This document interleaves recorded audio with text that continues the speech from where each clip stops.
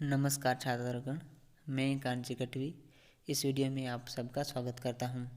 दोस्तों, आज इस वीडियो में हम TYBA सेमेस्टर 5 के प्रयोजनमूलक हिंदी विषय के तीसरे यूनिट के प्रश्न या टिप्पणी आवेदन पत्र का महत्व समझाते हुए उसकी संरचना समझे। अब यह प्रश्न आपको टिप्पणी में आएगा। यह आवेदन पत्र और प्रतिवेदन साथ में भी आ सकते हैं और वो अलग अलग करके भी आ सकते हैं। अगर अलग से पूछा जाए तो आपको सिर्फ आवेदन पत्र समझाना है, और अगर साथ में पूछे आवेदन या प्रतिवेदन तो आपको साथ में लिखने होंगे। तो इस वीडियो में हम आवेदन पत्र का महत्व समझते हैं और उसकी संरचना देखते हैं। आवेदन पत्र का महत्व समझते हुए उसकी संरचना। मनुष्य के सामाजिक जीवन में आवेदन पत्र का बड़ा महत्वपूर्ण स्थान है। छात्रावस्था से लेकर प्रौढ़ावस्था तक हर अवस्था में आवेदन पत्र लिखने की आवश्यकता पड़ती है। जैसा कि हमने औपचारिक पत्र में देखा कि मनुष्य सामाजिक प्राणी है और मनुष्य के सामाजिक जीवन में आवेदन पत्र का बड़ा महत्वपूर्ण स्थान है। छात्रावस्था से लेकर प्रौढ़ावस्था तक हर अवस्था में किसी न किसी तरीके से हमें आवेदन पत्र लिखने की आवश्यकता पड़ती है, यानी कि आवश्यकता रहती है। प्राथमिक शाला, माध्यमिक एवं उच्चतर विद्यालय तथा महाविद्यालय के क्षेत्रों को विभिन्न परिस्थितियों के फलस्वरूप अवकाश, विशिष्ट सुविधाओं आदि के लिए प्रधानाध्यापक अथवा प्रधानाचार्य को आवेदन करना पड़ता है।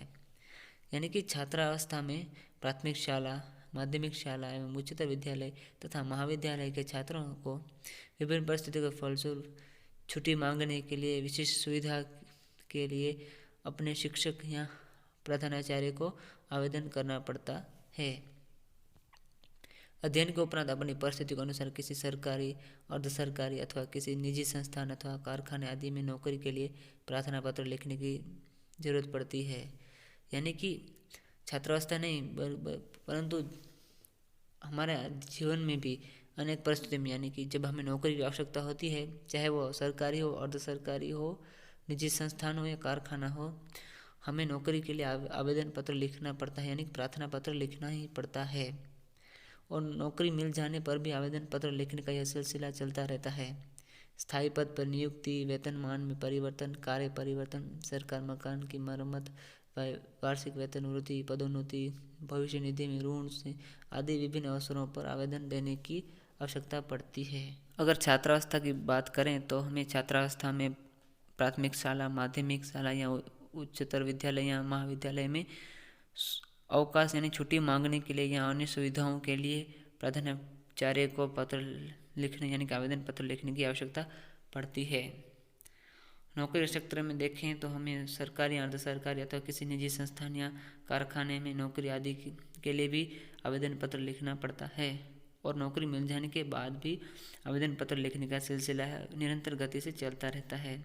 स्थायी पद पर नियुक्ति, वेतनमान में परिवर्तन, कार्य परिवर्तन, सरकारी मकान की मरम्मत, वार्षिक वेतन वृद्धि, पदोन्नति, भविष्य निधि आदि विभिन्न अवसरों पर आवेदन देने की आवश्यकता पड़ती रहती है।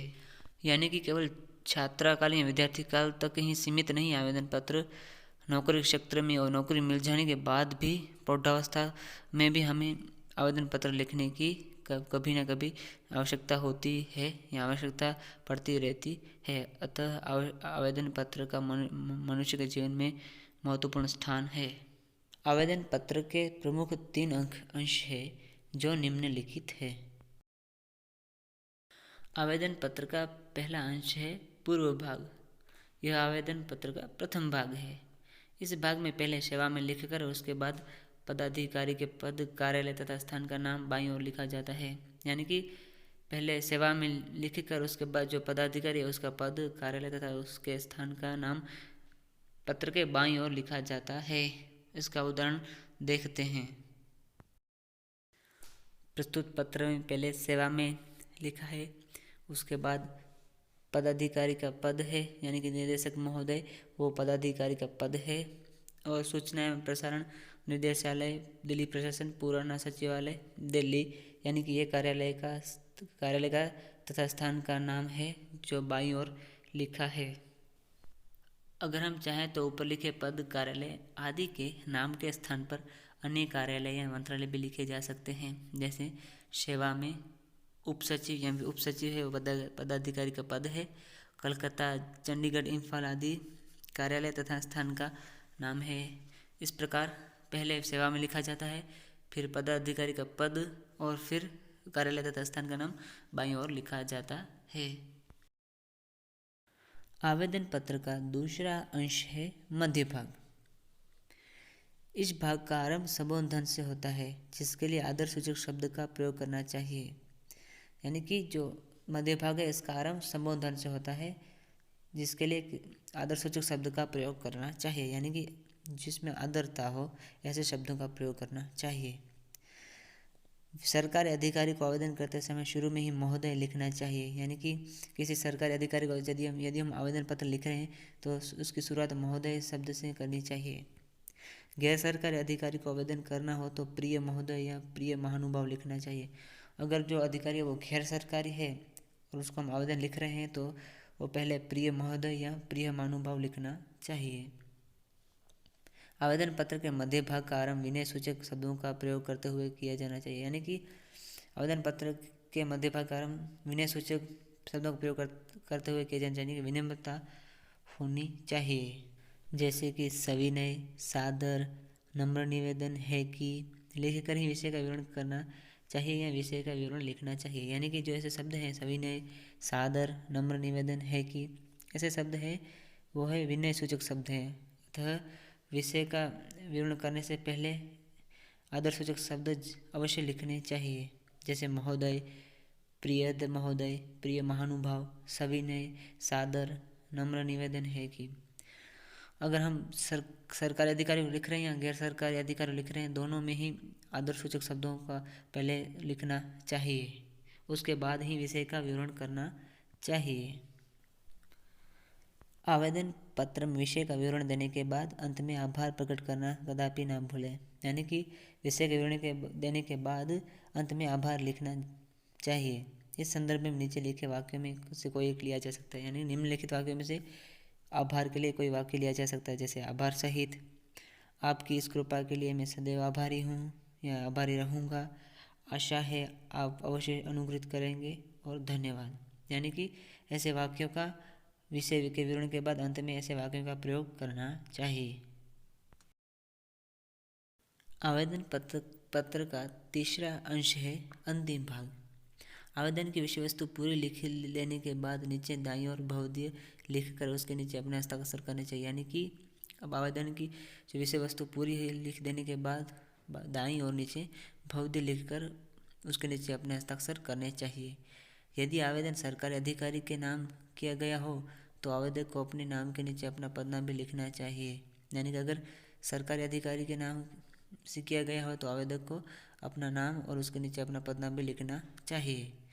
आवेदक को अपना पूरा पता भी लिखना चाहिए। आवेदन पत्र भेजने की तारीख नीचे बाईं ओर लिखनी चाहिए, यानी कि जिस तारीख को हम आवेदन भेज रहे हैं वो तारीख नीचे बाईं ओर लिखनी चाहिए। यदि आवेदक को आवेदन पत्र के साथ कुछ अन्य सामग्री भी संलग्न करनी हो तो तारीख या दिनांक के नीचे संलग्न उसी सामग्री का क्रम से उल्लेख करना जरूरी है। यानी कि आवेदक अगर चाहे या आवेदन के पत्र के साथ कुछ सामग्री संलग्न करना चाहता हो या कुछ सामग्री संलग्न करे तो उस तारीख के नीचे या दिनांक के नीचे संलग्न उसी सामग्री का क्रम से उल्लेख करना भी जरूरी है।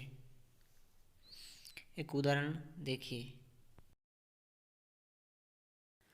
अंतिम भाग में पहले बहुदीय, फिर हस्ताक्षर, उसके बाद दिनांक और जो संलग्न सामग्री है उसकी जानकारी है, यानी उसका उल्लेख है, जैसे 1, 2, 3 जितनी भी संलग्न सामग्री हो उसका उल्लेख करना चाहिए।